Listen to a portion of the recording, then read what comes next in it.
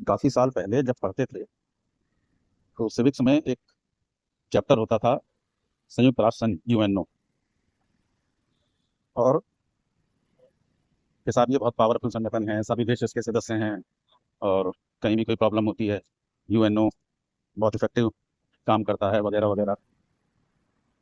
आप जितने भी लोग अगर इसको देख रहे हैं पिछले 25 साल 30 साल में कोई एक उनका इफेक्टिव स्टेप, उनका कोई कोई ऐसी न्यूज़ आपको याद आ रही है कि यूएनओ की वजह से ये चीज़ बहुत अच्छी हो गई, यूएनओ ने ये कर दिया, यूएनओ ने ऐसा करा, यूएनओ ने वैसा करा, कोई एक चीज़ आपको याद आ रही हो तो आप बताना।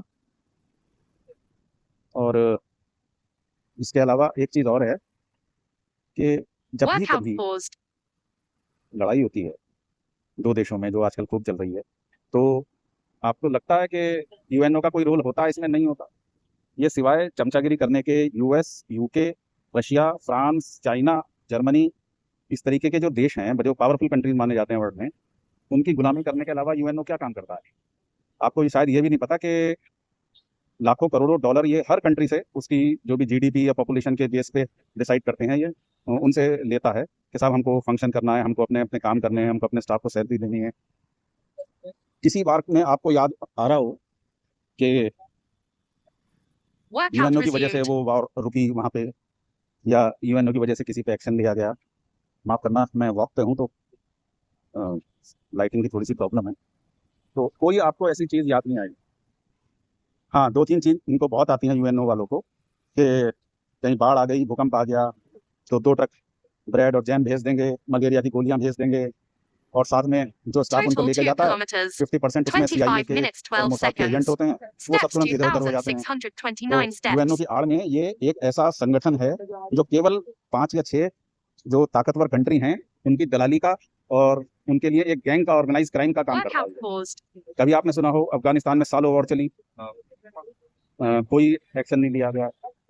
कोई यूक्रेन में चल रही है अभी, यूक्रेन रशिया में, ईरान इसराइल और यूएस के बीच में चल रही है।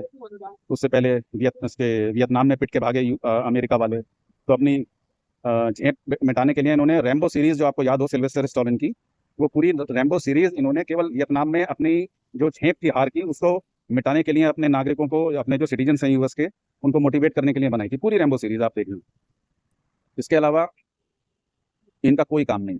जिस जगह US, UK, Russia, China, France, Germany ये लोग इन्वॉल्व हो गए वहाँ ये चुप हो जाते हैं।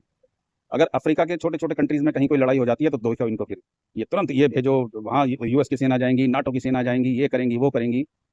इतने ये मतलब यूएनओ जो है गैंग के रूप में काम कर रहा है ये लोग। तो मेरा तो मानना यही है कि अगर गवर्नमेंट, इंडियन गवर्नमेंट एटलीस्ट, उसको सोचना चाहिए कि इस तरह के वाहियात संगठन का हिस्सा बनने से अच्छा है ये बेकार है सर। ये लोग किसी के सगे नहीं, ना इन्होंने कभी हमारे लिए 71 में बांग्लादेश के साथ वॉर हुई, इन्होंने कुछ नहीं किया। पाकिस्तान ने बांग्लादेश के मुसलमानों को जीनोसाइड किया वहाँ पे, इंडिया बीच में कब आया, और उसके बाद में इन्होंने कुछ नहीं करा यूएनओ वाले। श्रीलंका में हुआ, इन्होंने कुछ नहीं करा। अफगानिस्तान में हुआ, कुछ नहीं किया।